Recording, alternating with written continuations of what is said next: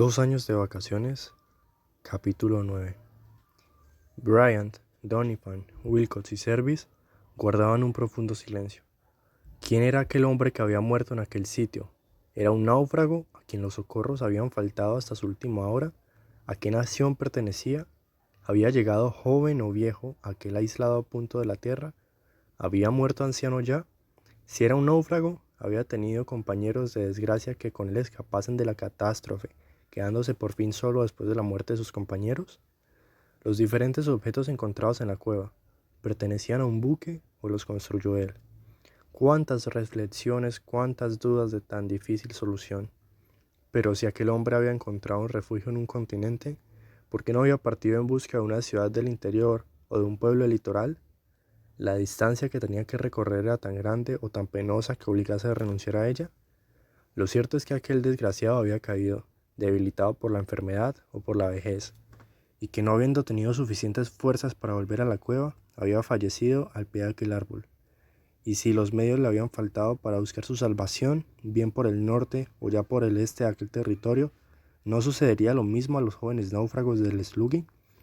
Nuestros valerosos muchachos comprendieron la necesidad de practicar en la cueva un minucioso registro, pues tal vez encontrarían algún documento que les diera a conocer el origen de aquel hombre y la duración de su estancia, siendo además muy conveniente saber si podrían instalarse allí durante el invierno, después de abandonar el schooner. «Venid», dijo Bryant, y seguidos de Fan penetraron por segunda vez en la cueva. El primer objeto que llamó su atención fue un paquete de velas, fabricadas con estopa y grasa, colocadas sobre una tabla sujetada en la pared de la derecha. Service encendió una, colocándola en el candelero. Teniendo ya luz, principiaron a reconocer las condiciones de la cueva. No presentaba ningún indicio de la humedad, a pesar de no tener otra ventilación que el orificio que le servía de entrada. Sus paredes eran tan secas como si fueran de piedra, sin ninguna que aquellas filtraciones cristalinas que en algunas grutas de porfido o de granito formaban las elatásicas. Su orientación la ponía al abrigo de los vientos del mar, y si bien era muy oscura, esta inconveniente se combatía con facilidad, haciendo una o dos aberturas que proporcionasen luz y renovasen el aire. Sus dimensiones eran de 30 pies de largo por 20 de ancho, algo pequeña para dormitorio, comedor, cocina y almacén, pero como no se trataba más de que una estancia de 5 o 6 meses, sufrirían con paciencia aquella molestia. Bryant hizo después un inventario de los objetos encerrados en ella. Pocos eran, en verdad. Aquel desgraciado había debido llegar allí en un completo estado de desnudez.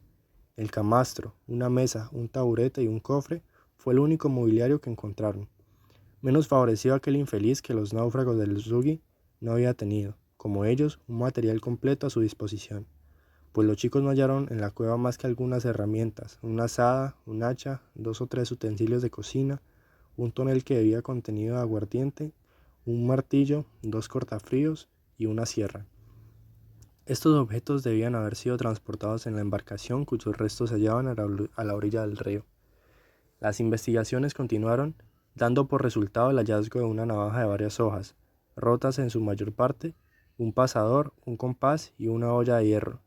Ningún instrumento de marina parecía ni brújula, ni anteojo, ni siquiera un arma para cazar o para defenderse de los indígenas o de las fieras. Sin embargo, como era preciso comer, aquel hombre se había visto ciertamente obligado a usar trampas para coger aves u otros animales. Un instante después ya sabían a qué atenerse respecto a este particular, porque Wilcox exclamó: «¿Qué es esto?» «Un juego de bolos», respondió Service.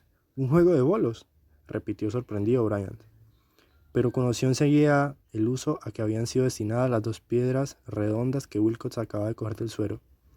Era uno de tantos artefactos de caza, llamadas bolas, que se componen de 2, atadas por una cuerda y que usan mucho los indios de la América Meridional.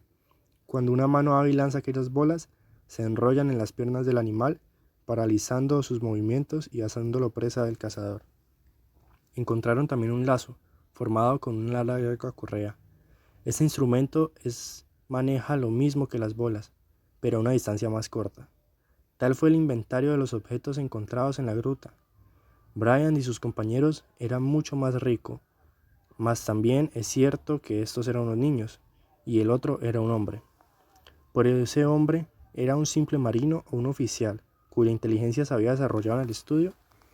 Difícil hubiera sido adivinarlo sin un nuevo descubrimiento, que permitió caminar con más seguridad en la vida de la certidumbre. A la cabecera del camastro y debajo de un pedazo de la manta que Brian había movido, Wilcox encontró un reloj colgado de un clavo. Este reloj, menos ordinario de los que usaban los marineros, tenía 2 tapas de plata, con una cadena del mismo metal, de la que pendía la llave. «La hora, veamos la hora», exclamó Service. «La hora no nos dirá nada», respondió Bryant. «Probablemente este reloj se habrá parado muchos días antes de la muerte de su dueño». Bryant abrió la tapa con mucho trabajo. Las agujas señalaban las 3:27. «Pero», dijo Donovan, «este reloj tendría grabado algún nombre. Esto puede indicar». «Tienes razón», replicó Bryant. Y después de mirar en el interior, leyó estas palabras: «Delpuch Saint-Malo», el nombre del fabricante y sus señas. «Era un francés, un compatriota mío», exclamó Bryant conmovido. No había que dudar ya. Un francés había vivido en aquella cueva hasta que la muerte puso término a su tanta miseria. Otra prueba vino pronto a confirmar la primera. Donovan movió el camastro y encontró en el suelo un cuaderno, cuyas hojas amarillentas estaban escritas con lápiz. Por desgracia, la mayor parte se hallaban borradas. Sin embargo, pudieron descifrar algunas palabras y entre otras esta: Francisco Baudoin, un nombre y apellido que correspondían perfectamente a las iniciales grabadas en el árbol por el náufrago. Ese cuaderno debía ser el diario de vida desde que arribó a aquella costa. En los fragmentos de Bryant pudo descifrar se encontraba también otro nombre, The White Truin, que sin duda era nombre del buque que se había perdido en aquellos lejanos parajes del Pacífico. Al principio el cuaderno había una fecha, la misma que estaba inscrita en el árbol debajo de las iniciales, y que debía ser del naufragio. Hacía pues 53 años que Francisco Baudoin había llegado a aquel litoral. Más que nunca, nuestros pequeños amigos se dieron cuenta de la gravedad de su situación. Si un hombre, un marino, habituado a rudos trabajos, no había podido salir de allí, ¿era posible que lo verificasen ellos? Otro nuevo hallazgo iba a probarles, además, que toda tentativa era inútil. Hojeando el cuaderno, Donovan encontró un papel doblado entre las hojas. Era un mapa, trazado con tinta particular que debía componerse de agua y hollín. «¡Un mapa!», exclamó. «Dibujado, de seguro, por Francis Baudoin», añadió Bryant. «Si es así, ese hombre no podía ser un simple marinero», dijo Wilcox, «sino uno de los oficiales del White Truin, puesto que tenía capacidad bastante para levantar un mapa». «¿Será tal vez de...?», exclamó Donovan. «Sí, era un mapa del territorio en que se hallaban. A primera vista se conocía perfectamente el Sluggy Bay, los arrecifes, la playa en donde habían establecido su campamento, el lago del que Bryant y sus compañeros habían seguido la orilla occidental, los 3 islotes de alta mar, el acantilado, formando curvas hasta las márgenes del río, y los bosques que cubrían toda la parte central. En lo opuesto de la orilla del lago habían otros bosques, que se extendían hasta los bordes del otro litoral, bañado por el mar en todo su perímetro. Era pues imposible buscar salvación hacia el este. Bryant tenía razón. El mar rodeaba aquel supuesto continente. Era una isla, y he aquí el motivo por que Francisco Baudoin no había podido salir de allí.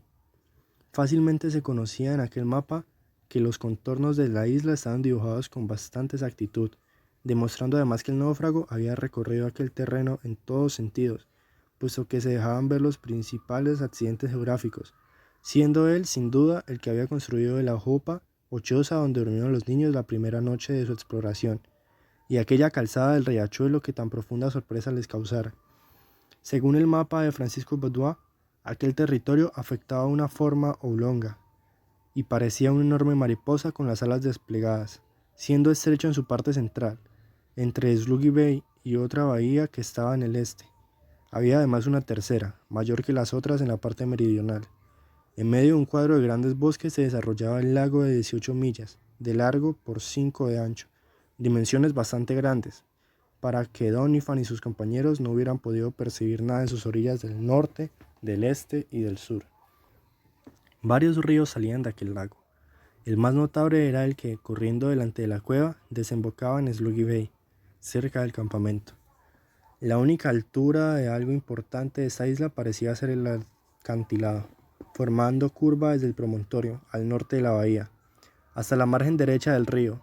El mapa señalaba la costa septentrional como arenosa y árida, mientras que por otro lado del río se extendía un inmenso pantano, que concluía en un agudo cabo hacia el sur. Al noroeste y al sudeste parecían largas hileras de dunas, que daban a aquella parte del litoral un aspecto muy diferente al Sluggy Bay. En fin, si la escala que se encontraba al pie del mapa era exacta, la isla medía unos 150 millas al norte a sur, por 25 en su parte más ancha de este a oeste, y, teniendo en cuenta las irregularidades de su configuración, presentaba un desarrollo de 55 millas de circunferencia. En cuanto a saber a qué punto de la Polinesia pertenecía, o si se hallaba o no en el medio del Pacífico, era imposible saberlo. Era, pues, una instalación definitiva y no provisional, la que se imponía a los náufragos del Sluggy.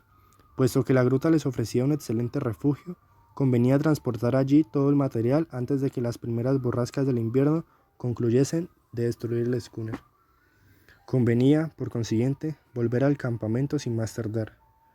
Gordon debía estar lleno de inquietud, porque habían pasado ya 3 días desde la partida de Brian y sus compañeros, y temía que les hubiese sucedido algo.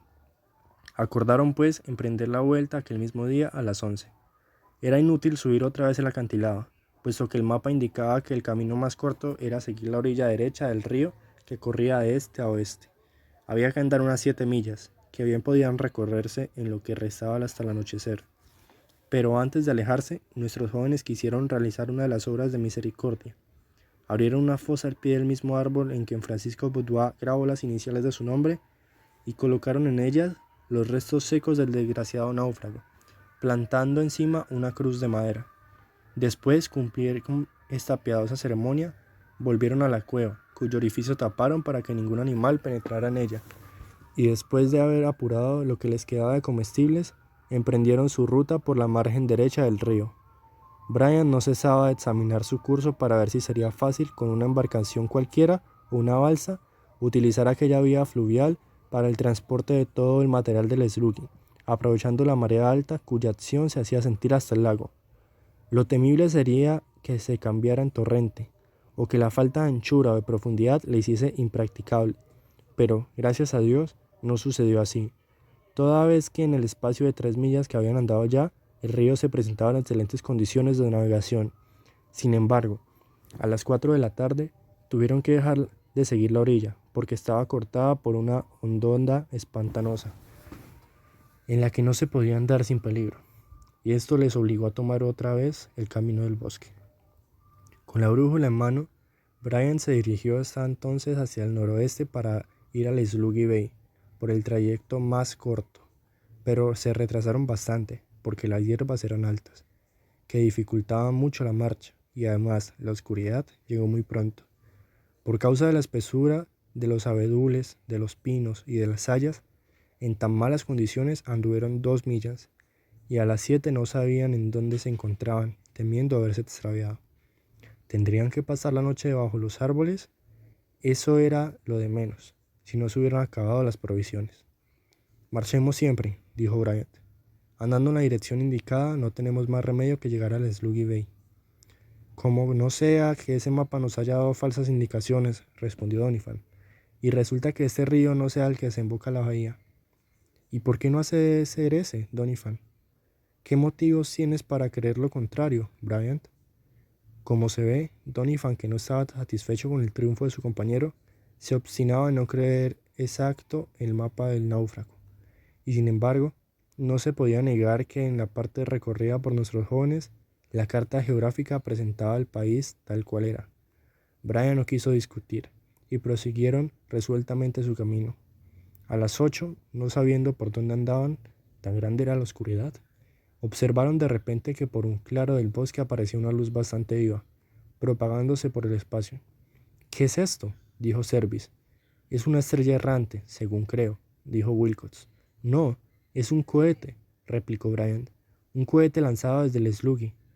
«Y por consiguiente una señal de Gordon», exclamó Doniphan, que contestó con un tiro. Un segundo cohete se vio en el espacio. Brian y sus compañeros, sin duda alguna, ya respecto al punto en donde se encontraban, marcharon en aquella dirección, y 3/4 de hora después llegaban al campamento del Sluggy.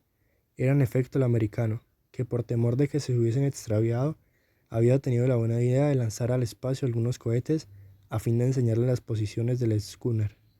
Excelente idea, sin la que nuestros 4 muchachos no hubieran descansado de sus fatigas en sus camitas del yate.